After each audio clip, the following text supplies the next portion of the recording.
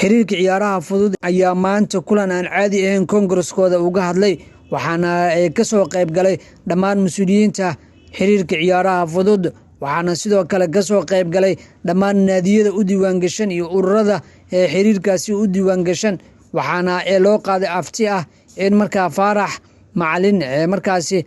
cod gacantaaga loogu qaaday inuu xubin ka sii aado xiriirka ciyaaraha fudud iyo in kale kooxaha ayaana isku gartay cod gacantaaga ay u qaadeen Faarax Macalin waxaana lagu sameeyay shaqo joojin waxaana codeeyay 9 kooxood ee markaasi isku raaceen waxayna sidoo kale kooxahan ay markaasi u magacaabeen xilka Faarax Macalin ee shaqo joojinta ee loogu sameeyay Mustafa Cabdicaziz Maxamed waxayna sheegeen in xilkaasi uu hayn doono Mustafa oo markaasi hogaamin doona waxayna kooxaha ay door weyn ka qaateen kulanka maanta oo ahaa kulan aan caadi ahayn waxaana looga dooday qodobo dhowr ah oo qayb ka ah inuu jibiyay dastuurka sharciga ee u yaala xiriirka ciyaaraha fudud kaas oo warqad been abuur ah u diray gudiga ciyaaraha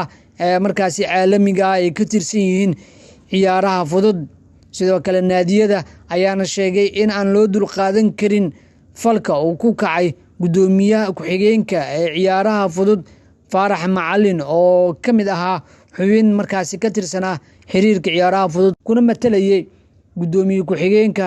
koowaad ee xiriirka ciyaaraha fudud kulanka maanta ayaana sidaasi codka loogu geliyay waxaana shaqo joojin loogu sameeyay gudoomiyaha waxaana ansixiyay dhammaan Kongareska xiriirka iyo madaxda xiriirka